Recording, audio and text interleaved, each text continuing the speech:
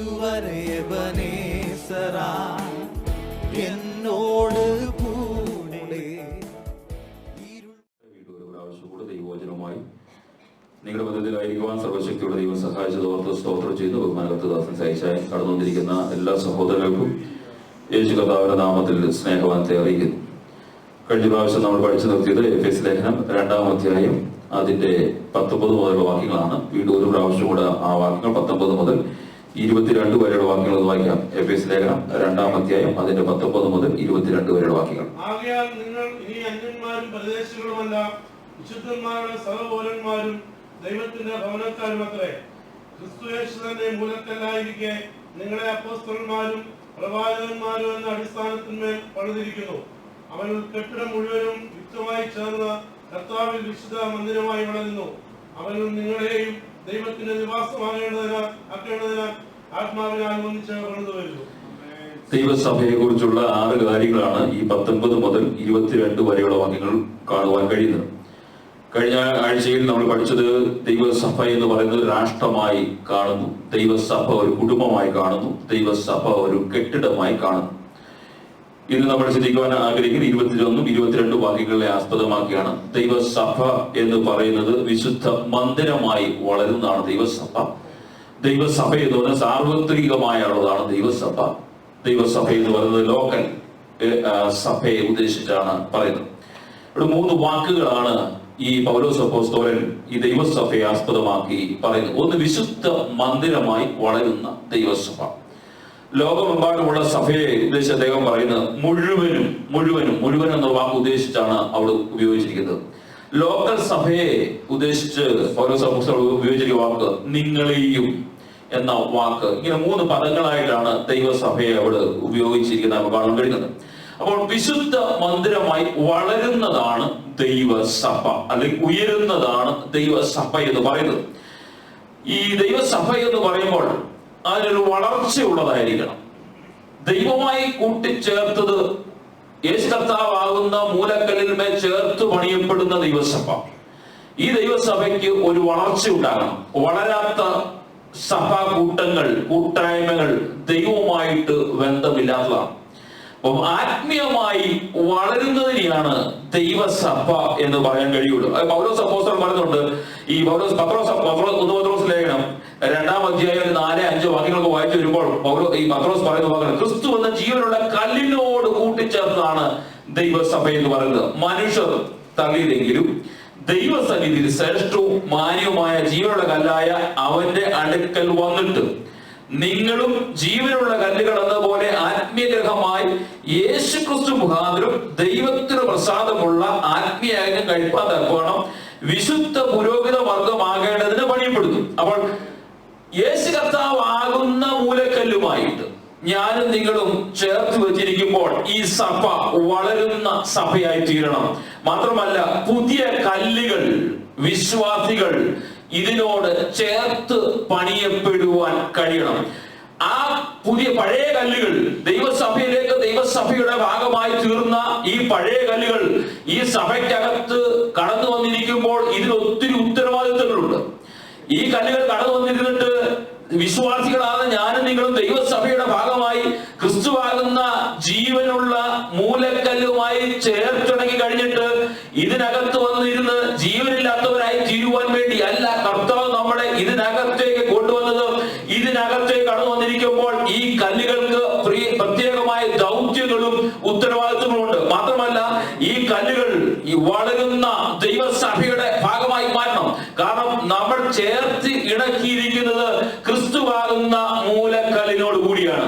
അപ്പൊ ക്രിസ്തുവിനോട് കൂടി ഞാൻ ചേർന്നിരിക്കുമ്പോൾ ഇത് ബയോളജിക്കൽ നമ്മൾ ചിന്തിക്കുമ്പോൾ ഒരു കെട്ടിടം വളരുക എന്ന് പറഞ്ഞാൽ അതിന് നമുക്ക് ചിന്തിക്കാൻ കഴിയത്തില്ല. പക്ഷേ ദൈവസഭയാകുന്ന കെട്ടിടം കർത്താവിന്റെ വരവ് വരെയും ദിനംതോറും വളരുന്നതായി തീരണം. അതിനകത്ത് ഒരു പ്രത്യേകതയുണ്ട്. ആദ്യം വന്നവൻ അവസാനം അതിന്റെ പുറകെ വന്നവൻ മേലിൽ അടുക്കിയടിക്കുക ഇതിനെ പണിയുന്നത്. ഇന്ന് ആത്മീയ ലോകത്ത് വന്ന് പരാജയം എന്ന് അറിയാമോ? ആദ്യം വന്നവൻ ഏറ്റവും വെളിയിലും പുറകെ വരുന്നവനെല്ലാം താഴെ വന്നുകൊണ്ടിരിക്കുക. അതുകൊണ്ട് എന്ത് പറ്റി? ദൈവസഭകൾക്ക് ഒരു വളർച്ചയില്ലാതായി മുരടിച്ചുകൊണ്ടിരിക്കുന്നു. ഞാനും നിങ്ങളും ദൈവസഭയിൽ കടന്നു വന്ന ക്രിസ്തുവിനെ രക്ഷകനായി സ്വീകരിച്ച് രക്ഷിക്കപ്പെട്ട് സ്നാനപ്പെട്ട് ദൈവസഭയുടെ ഭാഗമായി തീരുമ്പോൾ ക്രിസ്തുവാകുന്ന ജീവനുള്ള കല്ലിനോട് മൂലക്കല്ലായി ചേർത്ത് പണിയുമ്പോൾ എനിക്ക് നിങ്ങൾക്കും ദൈവസഭയുടെ ഉത്തരവാദിത്വമുണ്ട്. അടുത്ത കല്ലുകൊണ്ട് വെക്കേണ്ട ഉത്തരവാദിത്വം എന്നെ നിങ്ങളെയുമാണ്. ഞാൻ നിങ്ങൾ രക്ഷിക്കപ്പെട്ടിട്ട് ഒത്തിരി വർഷങ്ങളായിരുന്നേക്കാം, പക്ഷെ ഇന്ന് രാത്രിയും ചിന്തിച്ചോണം, ഈ രക്ഷിക്കപ്പെട്ട ക്രിസ്തുവാകുന്ന ജീവനുള്ള കല്ലിനോട് ഞാൻ ചേർത്തിണങ്ങിക്കൊണ്ടിരിക്കുമ്പോൾ എന്നെ ചേർത്തിണക്കുവാൻ ഞാനും നിങ്ങളും എത്ര കല്ലുകളെ കൂട്ടിച്ചേർത്ത് വെച്ച് ഈ ദൈവസഭയെ പണിയപ്പെടുന്നുണ്ടെന്ന് ഇന്ന് രാത്രി നമ്മൾ ചിന്തിച്ചിട്ട് വേണം ഇതിനകത്തുനിന്ന് പോകുവാൻ. മാത്രമല്ല, ഈ മത്തായി എഴുതിയ സുവിശേഷത്തിലേക്ക് യേശു കർത്താവ് പറയുന്ന വാക്കുണ്ട്. 28-ാമത്തെ നമുക്ക് കാണാപ്പാടെ പറയുന്ന വാക്യമാണ്. 28-ാം അധ്യായത്തിലേക്ക് കടന്നു വരുമ്പോൾ മാത്യു ചാപ്റ്റർ 28 അതിന് 19-20 വാക്യം വരുമ്പോൾ ഇപ്പൊ കാണുന്നു, ആകയാൽ നിങ്ങൾ പുറപ്പെട്ട പിതാവിന്റെയും പുത്രന്റെയും പരിശുദ്ധാത്മാവിന്റെ നാമത്തിൽ സ്നാനം കഴിപ്പിച്ചും ഞാൻ നിങ്ങളോട് കൽപ്പിച്ചതൊക്കെയും പ്രമാണിക്കാൻ തക്കവണ്ണം ഉപദേശിച്ചുകൊണ്ട് സകല ജാതികളെയും ശിഷ്യരാക്കിക്കൊള്ളുവിൻ.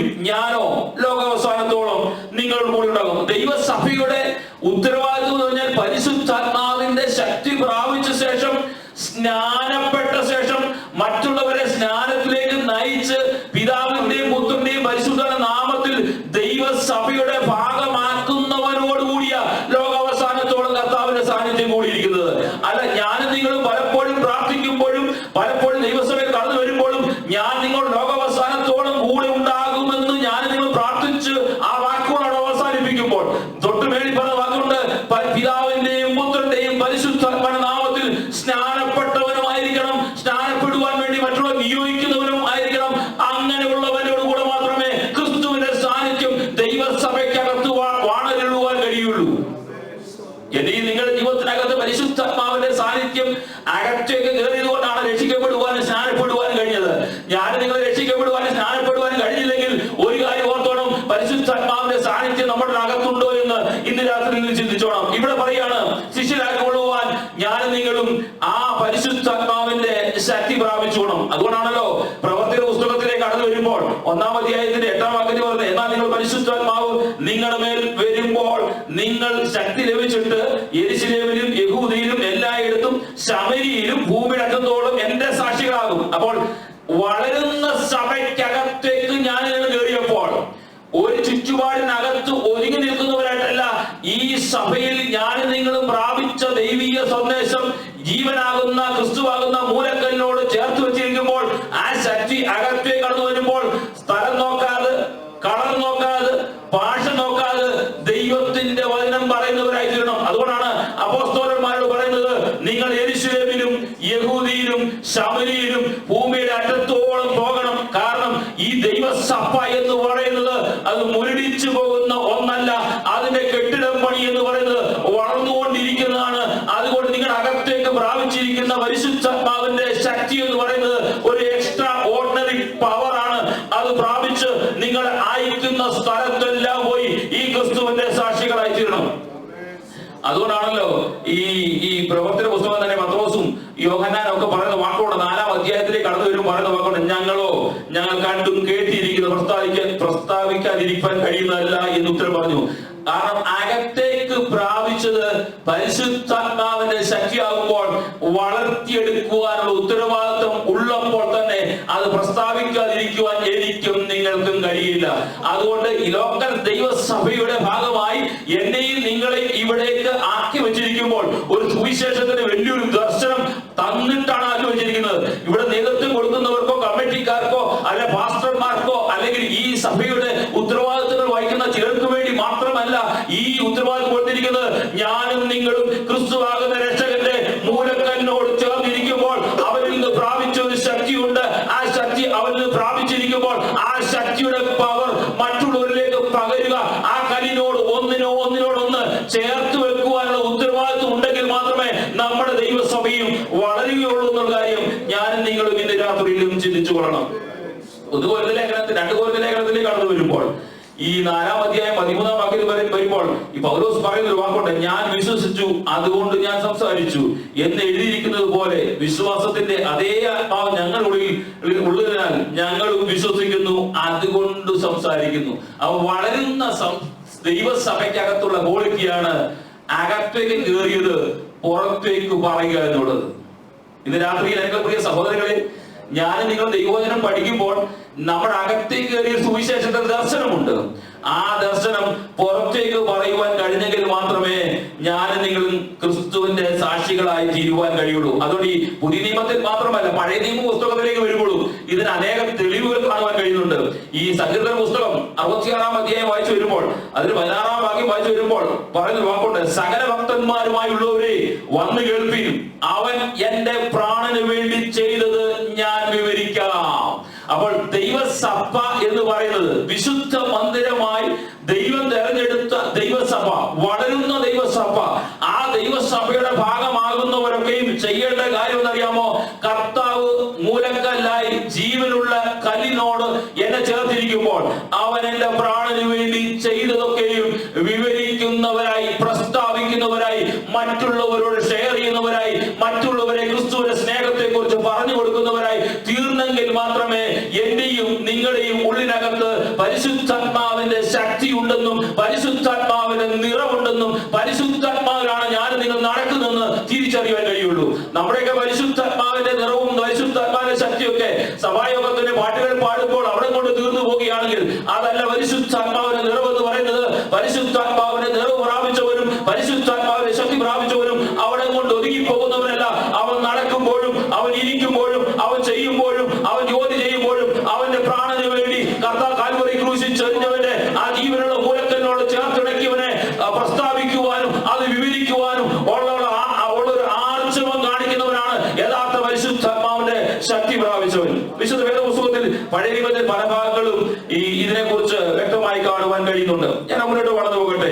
ഇനി സാർവത്രിക ലോകമെമ്പാടുമുള്ള ദൈവസഭയെ കുറിച്ചാണ് ഓരോ സപ്പോസ് പറയുന്നത്. മുഴുവൻ എന്ന വാക്കാണ് അവിടെ ഉപയോഗിച്ചിരിക്കുന്നത്. ഈ ലോക്കൽ സഭയല്ല, സാർവത്രിക ഇന്റർനാഷണൽ ചർച്ചിനെ കുറിച്ച്. ദൈവസഭ എന്ന് പറയുന്നത് ഒരു ചെറിയ ഗ്രൂപ്പായിട്ട് ഒരു സ്ഥലത്ത് ഒതുങ്ങിയിരിക്കുന്നതല്ല ദൈവസഭ എന്ന് പറയുന്നത്. അത് ജാതികൾ അല്ലെങ്കിൽ കളർ വ്യത്യാസമുള്ളവർ, ഭാഷ വ്യത്യാസമുള്ളവർ, അവരെല്ലാം കൂടി ചേരുന്നതാണ് ദൈവസഭ എന്ന് പറയുന്നത്. കാരണം ക്രിസ്തുവിന്റെ സുവിശേഷം എല്ലായിടത്തും എല്ലാ ആളുകൾക്കും വേണ്ടി തുറന്നിരിക്കുന്നതാണ് സുവിശേഷം എന്ന് പറയുന്നത്.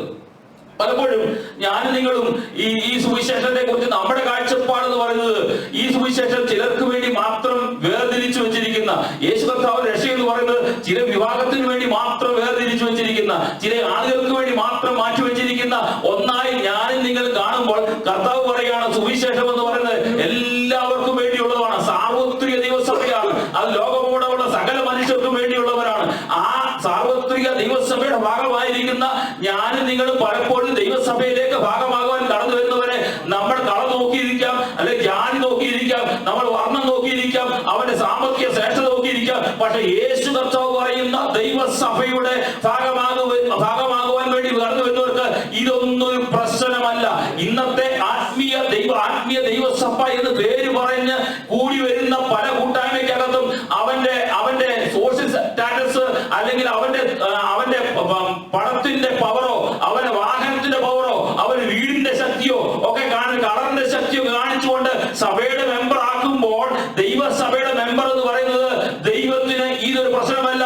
യേശു കർത്താവിനെ രക്ഷകനായി സ്വീകരിക്കുന്ന ആർക്കും ആ മൂലക്കല്ലിനോട് ചേരുവാനുള്ള അവകാശം കർത്താവ് കൊടുത്തിട്ടുണ്ട്. അതുകൊണ്ടാണല്ലോ ഈ മത്തായി സുവിശേഷത്തിൽ 16-ാം അധ്യായത്തിലേക്ക് സൈജാനോട് ആരംഭത്തിൽ പറഞ്ഞൊരു വാക്കുണ്ട്. 16-ാം അധ്യായത്തിൽ 18-ാം വാക്യം പറയുന്നത്, പത്രോസാകുന്നു ഈ പാറമേൽ എന്റെ സഭയെ ഞാൻ പണിയും, പാതാള ഗോപുരങ്ങൾ അതിനെ ജയിക്കില്ല എന്ന് ഞാൻ പറയുന്നു. പത്രോസിനോട് പറഞ്ഞൊരു വാക്കാണ്.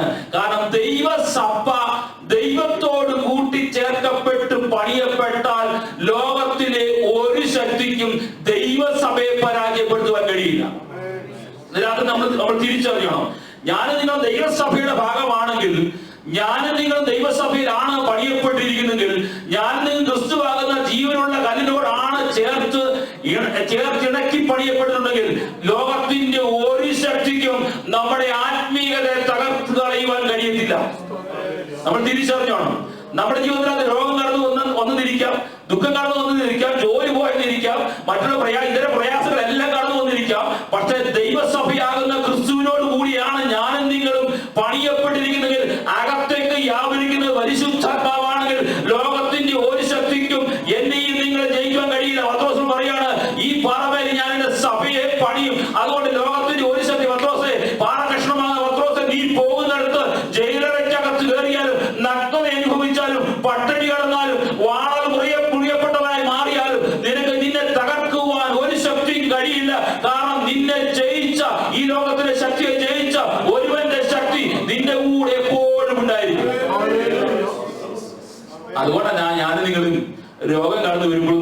കടന്നു വരുമ്പോഴും പതറിപ്പോകാത്തതിന്റെ കാരണം എന്തറിയാമോ?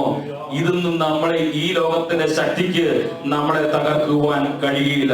കാരണം അതുകൊണ്ടാണ് മർക്കോസ് സുവിശേഷം 13-ാം അധ്യായത്തിന്റെ 10-ാം വാക്യത്തിൽ പറയുന്നത്, സുവിശേഷം മുമ്പ് സകല ജാതികളോട് പ്രസംഗിക്കണം. കാരണം പാതാള ഗോപുരങ്ങൾക്ക് ജയിക്കുവാൻ കഴിയാത്ത ഒരു ശക്തി ഉണ്ടെങ്കിൽ അത് സുവിശേഷത്തിന് മാത്രമാണ്. മാത്രമല്ല മർക്കോസ് സുവിശേഷം, ഞാൻ വാക്യങ്ങൾ വേഗം പറഞ്ഞു പോവുകയാണ്. മർക്കോസ് സുവിശേഷം 16-ാം അധ്യായം അതിന്റെ 15-ാം വാക്യം, പിന്നെ അവരോട് പറഞ്ഞത്, നിങ്ങൾ ഭൂലോകത്തിലൊക്കെയും പോയി സകല സൃഷ്ടിയോട് സുവിശേഷം പ്രസംഗിക്കും. അപ്പം ദൈവസഭയിൽ, സാർവത്രിക ദൈവസഭയിൽ, ഇന്റർനാഷണൽ ചർച്ചിന്റെ ക്രിസ്തുവാകുന്ന ദൈവസഭയിൽ ഞാൻ നിങ്ങളും മെമ്പർ ആയിരിക്കുമ്പോൾ, ആ കല്ലിനോട് കൂട്ടി യോജിപ്പിച്ചു കഴിഞ്ഞപ്പോൾ സകല സൃഷ്ടികളോടും സുവിശേഷം പ്രസംഗിക്കുവാനുള്ള, പറയുവാനുള്ള ഒരു ഉത്തരവാദിത്വം ഞാനും നിങ്ങളും ഈ ദൈവസഭയിലായിരിക്കുമ്പോൾ നമ്മളെ ഫലമേൽപ്പിച്ചിരിക്കുക. അതിന് ഭാഷ വ്യത്യാസം അല്ലെങ്കിൽ മറ്റിതര കാര്യങ്ങളൊന്നും അതിലൊരു പ്രശ്നം അല്ല. അതുകൊണ്ടാണല്ലോ ഈ പൗലോസ് അപ്പോസ്തലന്റെ ലേഖനങ്ങൾ അടുക്കായിട്ട് വായിച്ചു വന്നെങ്കിൽ മാത്രമേ നമുക്ക് ഈ കാര്യങ്ങളൊക്കെ ഒന്ന് വ്യക്തമായി മനസ്സിലാക്കി എടുക്കുവാൻ കഴിയുള്ളൂ. ഈ റോമാലേഖനം 10-ാം അധ്യായത്തിന്റെ 12-ാം വാക്യത്തിലേക്ക് വരുമ്പോൾ, യഹൂദനെന്നും യവനെന്നും വ്യത്യാസമില്ല, എല്ലാവർക്കും കർത്താവ് ഒരുവൻ തന്നെ, അവൻ നമ്മെ വിളിച്ചപേക്ഷ എല്ലാവർക്കും നൽകുവാൻ തക്കവണ്ണം സമ്പന്നനാകുന്നു. അപ്പോൾ ഇവിടെ മുഴുവൻ സാർവത്രിക ദൈവസഭയുടെ ഭാഗമാകാൻ കടന്നു വന്നവനെന്ന് യഹൂദനെന്നോ യവനെന്നോ ജാതിയെന്നോ ഒരു വ്യത്യാസമില്ല. അവൻ ക്രിസ്തുവിന്റെ ഒടൊപ്പം ചേരുവാൻ, ആ ദൈവസഭയുടെ പണിയുടെ ഭാഗമായി തീരുവാൻ ഞാനും നിങ്ങളും തയ്യാറായാൽ അത് ദൈവകൃപയാൽ ആ ദൈവസഭയുടെ ഭാഗമായി തീരുവാൻ കഴിയും. അതുകൊണ്ടാണല്ലോ ഈ അർത്ഥധ്യായങ്ങളിൽ കടന്നു വരുമ്പോൾ, എഫേസ്യ ലേഖനം 3-ാം അധ്യായത്തിന്റെ 6-ാം വാക്യത്തിലേക്ക് കടന്നു വരുമ്പോൾ പറയുന്നുണ്ട്, ജാതികൾ സുവിശേഷം ക്രിസ്തുവേശുവിൽ കൂട്ടവാസികളും ഏക ശരീരത്തിലും വാക്തത്വത്തിൽ പങ്കാളികളുമാകണം എന്നുള്ളത് തന്നെ നമ്മളെ ആ വാക്തത്വത്തിന് ഒരു കൂട്ടർക്ക് മാത്രം ചെയ്യപ്പെട്ട വാക്തത്വത്തെ സഹപൗരന്മാരാക്കി ആ വാക്തത്വത്തോട് നമ്മളെ കൂട്ടാളികളാക്കി തീർത്ത ക്രിസ്തുവിന്റെ സ്നേഹം. ഇതിന് യോഗ്യതയില്ലായിരുന്നു എനിക്ക് നിങ്ങൾക്കും. ഇതിന് ഒരു കാരണവശാലും ഈ ദൈവത്തെ അപ്പാ പിതാവ് എന്ന് വിളിക്കുവാനുള്ള സുബോധത്തിന് ആത്മാവിനെ തരാതിരിക്കാനുള്ള ആ സാഹചര്യത്തിൽ ആ അപ്പാ പിതാവ് എന്ന് വിളിക്കുക സുബോധത്തിന് ആത്മാവിനെ തോന്ന് ഏക ശരീരമാക്കി സഹപൗരന്മാരാക്കി കൂട്ടവകാശികളാക്കി സകല വാക്തത്വത്തിനും അവകാശികളാക്കി തീർത്ത ആ ക്രിസ്തുവിന്റെ സ്നേഹം അവിടെ ഭൂവാസികളെ സകല ജാതികളിലും ഗോത്രമോ ഭാഷയോ വംശമോ ഒരു വ്യത്യാസമില്ല, സകലരും മുഴുവനും മുഴു ലോകവും ഈ ക്രിസ്തുവിന്റെ സാക്ഷികളായി തീരണം. എന്നെ വേഗം അവസാനത്തെ ഭാഗത്തോട് പറഞ്ഞു നിർത്താൻ ആഗ്രഹിക്കുന്നു. ഇനി ലോക്കൽ സഭയാണ്. ലോക്കൽ സഭ, ഞാൻ കൂടി വരുന്ന ലോക്കൽ സഭ. നിങ്ങളും പൗലോസ് അപ്പോസ്തലൻ പറയാണ്, നിങ്ങളും എഫേസ്യ ദൈവസഭയും ദൈവത്തിന്റെ നിവാസമാകുന്ന ആത്മാവിൽ ഒന്നിച്ചു പണിയുന്നു. നിങ്ങളും ഒന്നിച്ചു പണിയുന്നു. അവനിൽ ക്രിസ്തുവിൽ നിങ്ങളും ദൈവത്തിന്റെ നിവാസമാകേണ്ടതിന് ആത്മാവിനാൽ ഒന്നിച്ച് പണിഞ്ഞ് നമ്മളെ ആക്കി തീർത്തിരിക്കുന്നു. അപ്പോൾ ഈ ലോകത്തിലെ മറ്റുള്ള ശക്തികൾക്ക് ഈ ദൈവത്തെ അറിയാതിരിക്കുമ്പോൾ എനിക്ക് നിങ്ങൾക്കും ഈ ദൈവത്തെ അറിഞ്ഞ് മനസ്സിലാക്കി തന്ന് ഈ ദൈവത്തെ കൂട്ടിച്ചേർത്ത് നമ്മളെ പണിഞ്ഞിരിക്കുമ്പോൾ ആ പണിയുടെ ശക്തിയും ആ പണിയുടെ ആ ബലവും എന്താണെന്ന് തിരിച്ചറിഞ്ഞു വേണം കർത്താവിനെ ആരാധിക്കുവാൻ. അതുകൊണ്ടാണ് യോഹന്നാന്റെ സുവിശേഷത്തിൽ കടന്നു വരുമ്പോൾ 14-ാം അധ്യായത്തിൽ കടന്നു വരുമ്പോൾ 17-ാം വാക്യം പറയുന്നത്, ലോകം അവനെ കാണുകയോ അറിയുകയോ ചെയ്യാൻ അതിന് അവനെ ലഭിക്കാൻ കഴിയില്ല, ലോകത്തിന് കഴിയത്തില്ല. നിങ്ങളോ അവൻ നിങ്ങളുടെ കൂടെ വസിക്കുകയും നിങ്ങൾ ഇരിക്കുകയും ചെയ്യേണ്ടതിന് അവനെ അറിഞ്ഞാണ് നമ്മൾ കടന്നു വന്നത്. അപ്പം ഈ ജീവനുള്ള മൂലക്കല്ലിലേക്ക് ഞാനും നിങ്ങളും ചേരുവാൻ കടന്നു വന്നിരിക്കുമ്പോൾ അവനെ തിരിച്ചറിഞ്ഞു. എങ്ങനെ? പരിശുദ്ധാത്മാവിനാൽ തിരിച്ചറിഞ്ഞു. ഈ പരിശുദ്ധാത്മാവിനാൽ ക്രിസ്തുവിനെ തിരിച്ചറിഞ്ഞു കഴിഞ്ഞപ്പോൾ ഞാൻ നിങ്ങൾ ലോക്കൽ സഭയുടെ ദൈവസഭയാകുന്ന ലോക്കൽ സഭയുടെ മെമ്പറായി തീരണമെങ്കിൽ ഈ പരിശുദ്ധാത്മാവ് പറയപ്പെട്ടുള്ള ക്രിസ്തു കാണിച്ചെന്ന സകല കൽപ്പനകളും പ്രമാണങ്ങളും അനുസരിച്ച് വിശുദ്ധ മന്ദിരമായി അവരിൽ വളർന്നെങ്കിൽ മാത്രമേ ഒരു കാര്യം ഉറപ്പാ, ഇന്ന് രാത്രി കാഹളം ധ്വനിക്കുവാൻ ഇവിടുന്ന് എനിക്ക് നിങ്ങൾക്കും പറഞ്ഞു തീരുവാൻ കഴിയുള്ളൂ.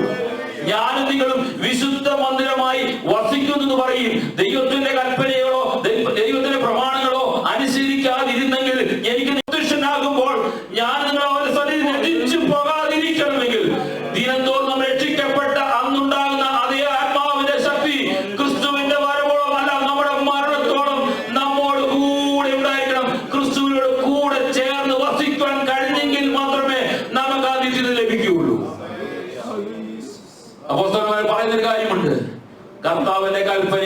പ്രമാണിച്ച്, കർത്താവിന്റെ കൽപ്പന പ്രമാണിച്ച്, കർത്താവിന്റെ കൽപ്പനകൾ മറ്റുള്ളവരിലേക്ക് അത് സുവിശേഷം അറിയിച്ച് ആ ക്രിസ്തുവിൽ വസിക്കുവാൻ എനിക്കും നിങ്ങൾക്കും കഴിഞ്ഞെങ്കിൽ ഒരു കാര്യം ഉറപ്പാ, അവൻ വരുമ്പോൾ ഞാൻ നിങ്ങൾ ലഭിച്ചു പോകത്തില്ല.